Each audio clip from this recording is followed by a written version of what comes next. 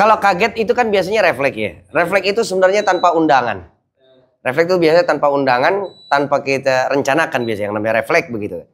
Artinya itu di luar kemampuan kita atau kesanggupan kita untuk menahannya gitu.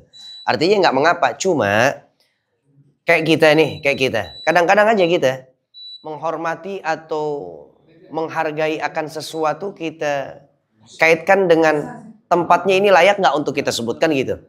Kayak misalkan ane punya guru yang dia bahkan untuk membicarakan di tempat-tempat yang sebenarnya dia tahu ini nggak bagus untuk dia sebut nama orang tuanya, dia nggak mau. Karena orang tuanya menurut dia orang yang paling dia hormati. Seumpama dia lagi ada di tempat yang di situ katakanlah memang ya tempat maksiat, tempat murka Allah turun begitu. Tapi dia sendiri paham begitu kedudukan orang tuanya. Sampai dia nggak mau ngebahas atau menyebutkan nama orang tuanya. Apalagi nama Rasul. Rasul kan di atas martabat orang tua kita. Kan gitu ya. Orang yang mendapatkan halawatul iman. Manisnya beriman kepada Allah adalah orang yang menjadikan ayyakunallah wa rasuluhu ahabbu ilaihi mimma siwahuma. Allah dijadikan dan Rasul dijadikan orang yang paling dicintai oleh seseorang tersebut melebihi kecintaannya kepada siapapun.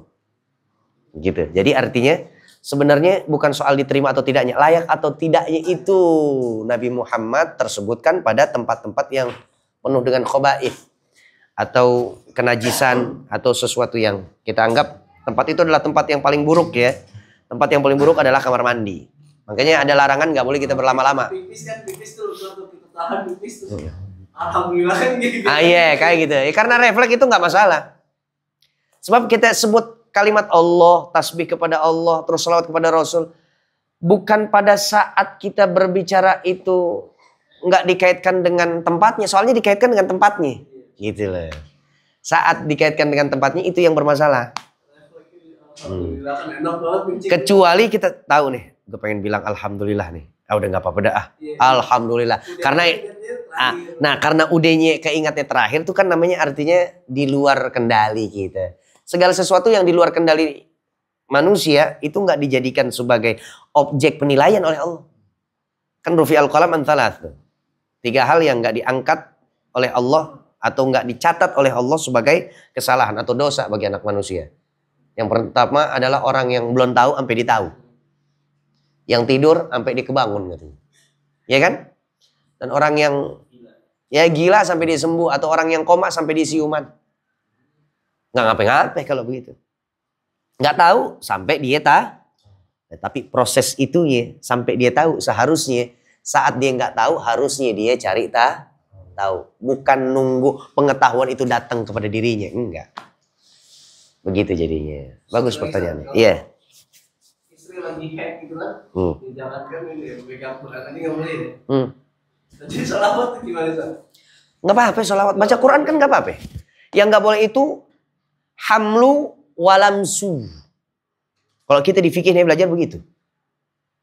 Hamlu itu membawa. Ada tas gemblok. Dalamnya ada Quran. Ini sayyidat atau perempuan yang lagi dalam keadaan haidhah. Dia lagi datang bulan. Nggak boleh hamluha. Hamlu Al-Quran tuh nggak boleh. Artinya terlarang. Kedua, lamsu. Lamsu itu memegang. Pegang ame bawa kan beda. Boleh jadi dia bawa, tapi bukan dia yang pegang. Ada orang yang masukin, kan gitu. Tapi kalau udah lamsu, udah pegang, berarti ya lo pegang juga. Berarti lo, Quran itu bersama dengan diri lo, kan gitu. Ya. Nah, yang nggak boleh adalah lamsu dan juga hamlu. Perbedaan pendapat ada tentunya. Tapi masih banyak ulama kita yang membolehkan kalau hanya memang kita membaca itu Al-Quran meskipun kita dalam keadaan haidhah. Itu bacaan Al-Quran adalah wirid dan zikir yang memang setiap hari lazim kita baca. Jadi boleh. Apalagi bersolawat kepada Rasul. Baca Qurannya aja boleh tuh. Baca Qurannya boleh. Jadi dalam keadaan haidhah nggak apa-apa, perbanyak aja. Ini jangan dipegang gitu. Lamsunya itu, memegangnya itu. Lamsu tuh pegang tuh, dia begini sentuh. Masahah begini doang. Kalau lamsu memegang. Tuh. Masaka ada lagi, masaka yamsiku. Itu artinya pegang yang betul-betul menggenggam begitu. Ada qabadha yaqbidu, banyak deh pokoknya. Turunan bahasa Arab tuh banyak. Qabadha yaqbidu, terus begitu masakayam lama sayal masu, terus udah begitu tadi apa tuh? Masahayam sahu. Banyak.